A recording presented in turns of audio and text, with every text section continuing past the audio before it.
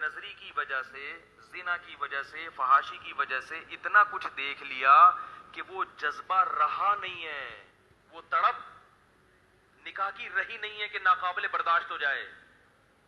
آپ باہر کھانا کھا کے آئے ہو، انڈے پراٹھے، بیگم کو بیوقوف بنایا ہوا کہ میں تمہارے ساتھ لنچ کروں گا یا ڈنر کروں گا، باہر آپ نے برگر پیٹ خوب بھر لیا.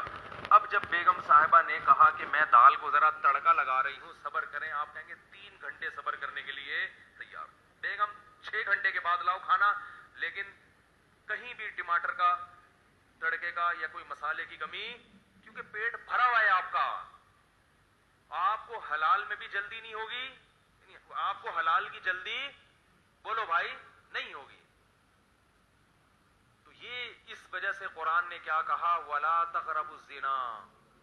کیوں؟ اس میں عورت کا کیا ہے؟ چاہے عورت راضی بھی ہو پھر بھی عورت کا نقصان ہے. اس میں مردوں کے چسکے ہیں، مردوں کے مزے ہیں.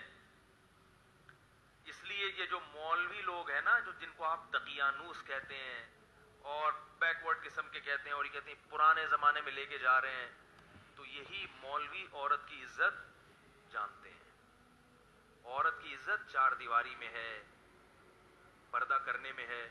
کزنوں کے ساتھ جو بے تکلفی گھروں میں ہو رہی ہے، پہلے ہمیں یاد ہے لڑکے کی اکثر خواہش ہوتی تھی کہ شادی کزن سے کروں میں، کیونکہ جو چیز چھپی بھی ہوتی ہے اس کی قدر ہوتی ہے. اب بچپن سے انہی کے ساتھ کھیلتے کھیلتے اتنے بے تکلف کہ بھئی یہ تو گھر کی چیز ہے، اس کو تو دل بہلا لیا، اس سے گپے بھی مار لیا، اب کوئی باہر سے لے کر آؤں گا میں، رشتے ہی نہیں ہوتے.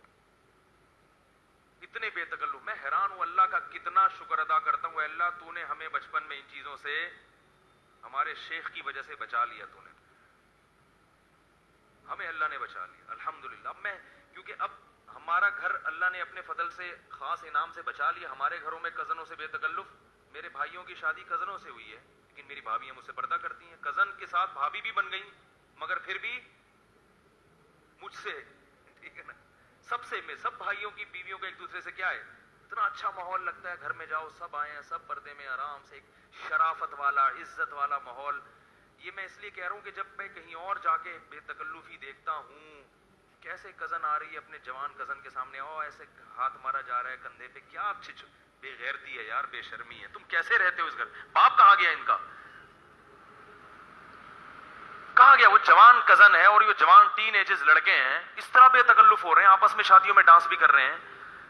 اتنا ایک احساس ہوتا ہے کہ اللہ نے، ہمارے نبی نے ایک دعا سکھائی ہے کہ جب کسی کو مصیبت میں دیکھو نا تو یہ دعا پڑھا کرو، الحمدللہ الذی عافانا مما ابتلاہ بہ. میں اس اللہ کے لیے جس نے ہمیں اس مصیبت سے بچایا جس میں اس کو مبتلا کیا. کوئی خارشی کتا دیکھیں یا کوئی، تو میں جب یہ منظر دیکھتا ہوں نا اپنے دور کے رشتہ داروں میں یا کہیں دوسرے لوگوں میں، تو میں اللہ سے کہتا ہوں، اے اللہ تمام تعریفیں ہیں تیرے لیے جس نے ہمیں اس مصیبت سے بچایا ہے. شکر ہے ہمارے گھر میں اللہ نے یہ ماحول نہیں رکھا، ایسی بے شرمی بے غیرتی والا ماحول.